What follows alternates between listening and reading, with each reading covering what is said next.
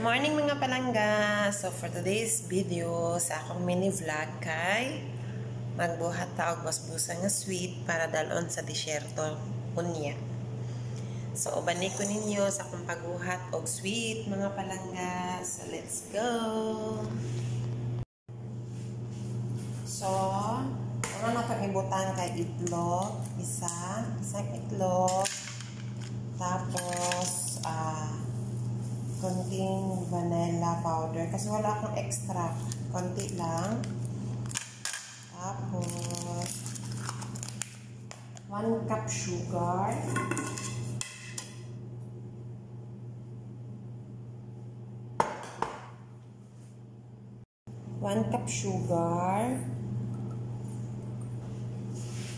tapos 1 cup powder milk.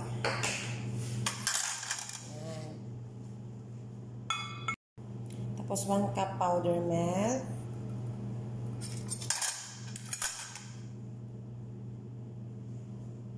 Tapos mix.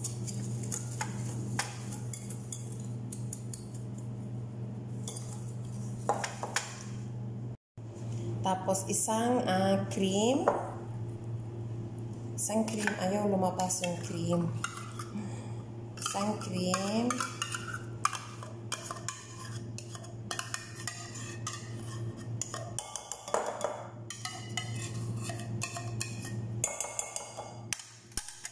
Isang ganitong cream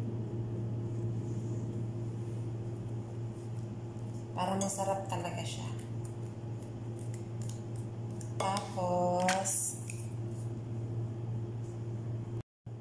Tapos isang 1 cup oil. Yan.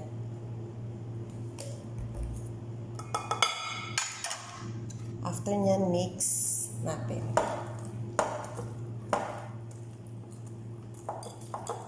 Mix nyo lang ng maigi.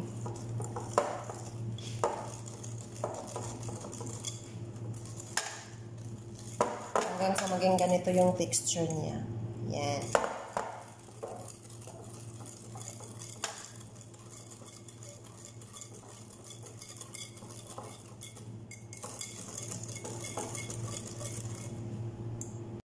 Tapos, kapag ganito na siya, yan. Lagyan natin siya ng 2 cups of semolina sa meat. Yan. 2 cups na ganito.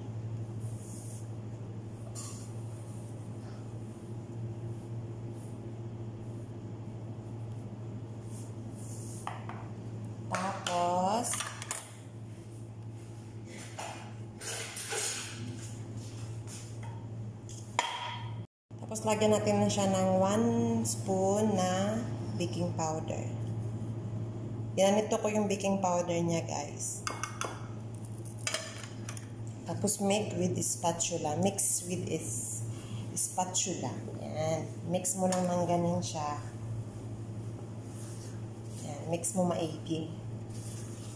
Yan. Yung semolina o samid sa Pinas, parang yung tik-tik ng mais ba? Sa atin, di ba? Ano lang yun? Ginawa natin yung ano bang pwedeng gawin dun sa tik-tik na yun dun sa Pinas. Dito ganito nila ginagawa. Sweet to. Special na sweet dito sa Dubai. Yan. So, ganito na siya, guys. Yan. Set aside natin to kasi gagawa tayo nung creamy niya sa gitna, tapos yung sugar niya na pang toppings sa taas bago natin i-bake. So, gawa tayo ng creamy, set aside natin para siya mamaya ready to put na sa Pyrex. So, this time naman, ang gagawin ko ay yung creamy na panglagay ko sa gitna ng sambusa ko. So, ang ilalagay ko lang ay fresh milk na 1 cup. Ups, sumobra. Yan, fresh milk siya na 1 cup. Fresh milk. 1 cup lang. Tapos, 3 spoon na cornstarch. 3 spoon. Tapos, 2 spoon na sugar. 1, 2. Tapos, mix natin siya. Yan.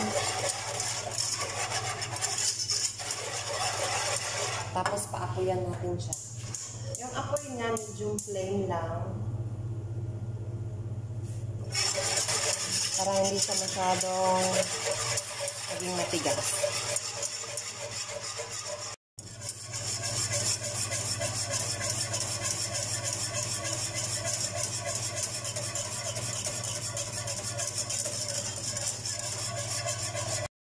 So, ganito siya.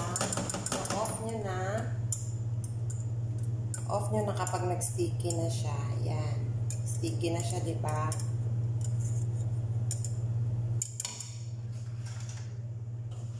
Yan siya, guys.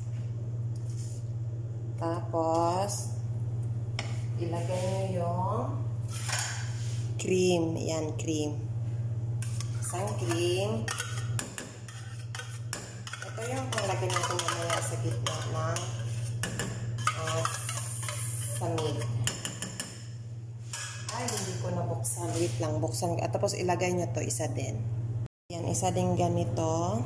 Thick cream. Yung isa kanina is hindi siya thick. Cream lang siya. Ito naman thick cream. So, dalawang cream ang nilagay ko sa sana all social. So, ganito na siya.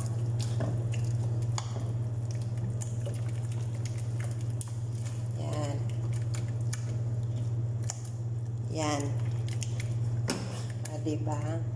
Para mawaalis yung ano niya, yung bilog-bilog niya, i-mix natin with this fire rest.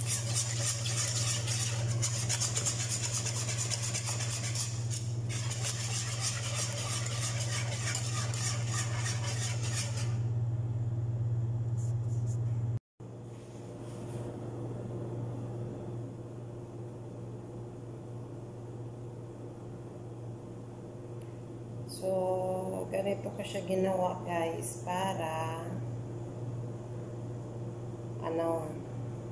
ganito lang, style ko lang. Ginaya ko siya sa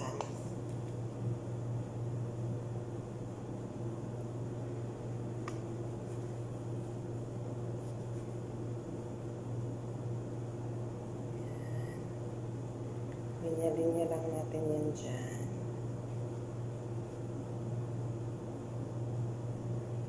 Yung pahirapan mo lang yung sarili mo ba? So this time ilalagay ko yung cream na ginawa ko.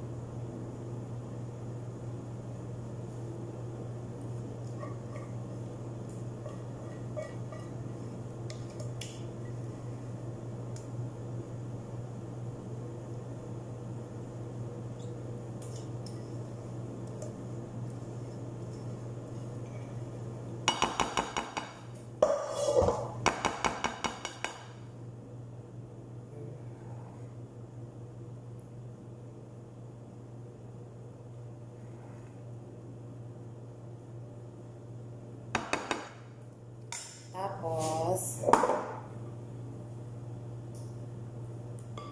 lagay natin yung top, yung sa meat na natira. Kasi diba yung cream sa gitna lang siya. Yan, sa gitna lang yung cream. Tapos, ilagay natin.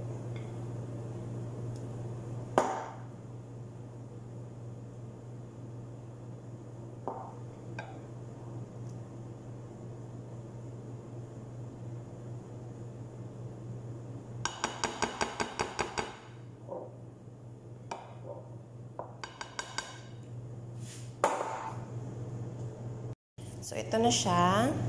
Ready to cook na siya at lagay natin sa oven. So, lagay natin sa down. Tapos, 200.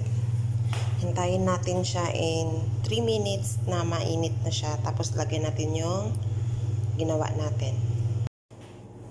So, karon mga palangga, ako na siya ibutang sa oven.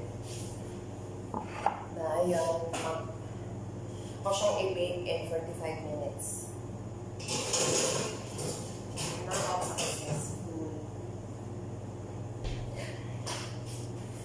Thank you. Luto na siya, guys.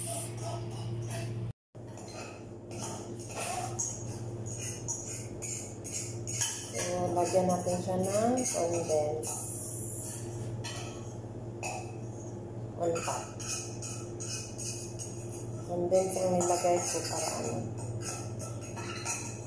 sarap siya. Yan.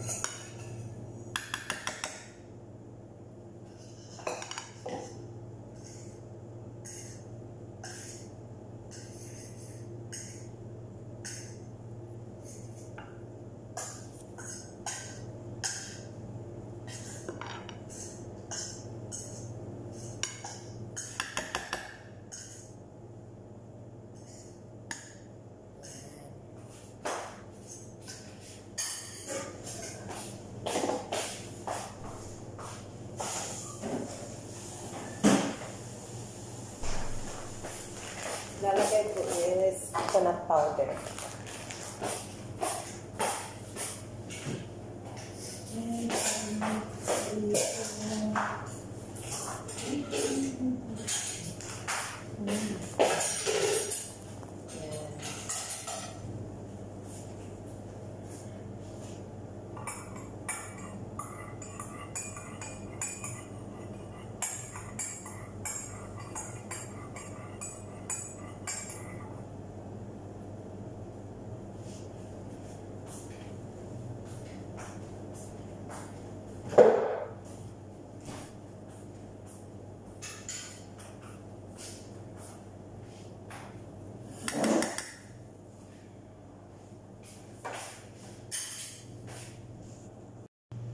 So, ito na yun siya, guys. Finished product. So, palamigin ko lang para dali namin mamaya dun sa pupuntahan namin. That's all for us. Thank you!